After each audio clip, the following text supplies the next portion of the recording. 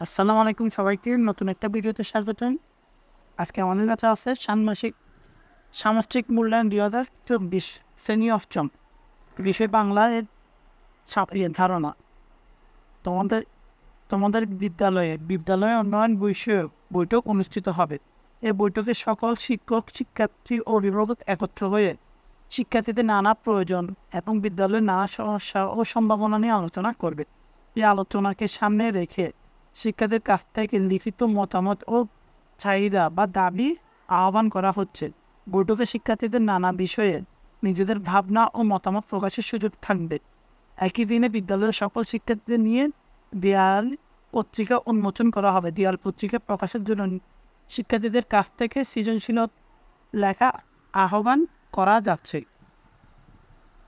1 নম্বর কাজ ক জোড়া আলোচনা করে নিচের কাজগুলো করো। 1 বৈঠকের সামনে রেখে এবং বৈঠকের দিনকে কেন্দ্র করে 4 পাশের সহপাঠীর সাথে আলোচনা করে নিচের কার্যক্রমগুলো অনুসরণ করো। তারপর খাতা লিখে নিচের কার্যক্রমগুলো লেখা দেওয়া আছে।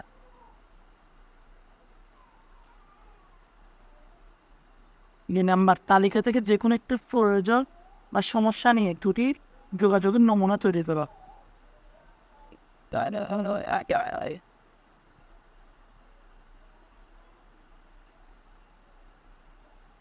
কাজ খ দেয়াল লিখার পত্রিকা দেওয়ার জন্য রচনা তৈরি করো। রচনাটা তৈরি করতে হবে নিচের নির্দেশনা ও নমুনাগুলো অনুসরণ করে। কাজটি করতে হবে দলগত আলোচনার মাধ্যমে। প্রতি দলে 4 জন করে সদস্য থাকবে। দলের সদস্যরা নিজেদের মধ্যে আলোচনা করে ঠিক করবে কে কোন ধরনের রচনা তৈরি করবে। তবে প্রতিটি দলই বিভিন্ন ধরনের রচনার নমুনা থাকতে হবে। রচনার কাঠামো বিষয়বস্তু নিয়ে এবং নতুন নতুন ধারণা নিয়ে আলোচনা করা যাবে।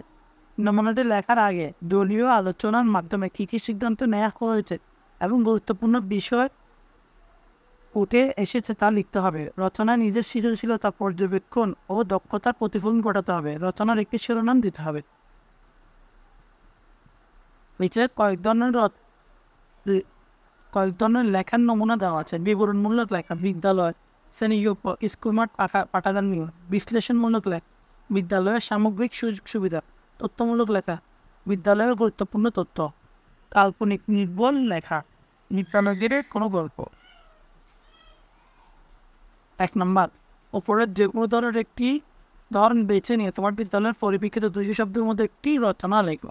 ওপর নমুনা বিষয়বস্তুগুলো ছাড়াও নিজ বিদ্যালয়ের যে কোনো বিষয়বস্তু নিয়ে একটি রচনা লেখা যাবে। রচনাটি লেখার পরেটি কেন বিবরণমূলক, বিশ্লেষণমূলক, তথ্যমূলক, কল্পনা নির্ভর তার পিছনে যুক্তি দাও। কাজ ক তোমার লেখা ও রচনাগুলোর ভিত্তিতে এককভাবে নিচের কাজগুলো করো। 2টি বাক্যের উদ্দেশ্য বিধেয় ও উদ্দেশ্যের প্রসারক চিহ্নিত করো। যে কোনো 10টি শব্দের আবিধানের বর্ণানুক্রমে সাজাও। এতটুকুই। ধন্যবাদ সবাইকে। আসসালামু আলাইকুম।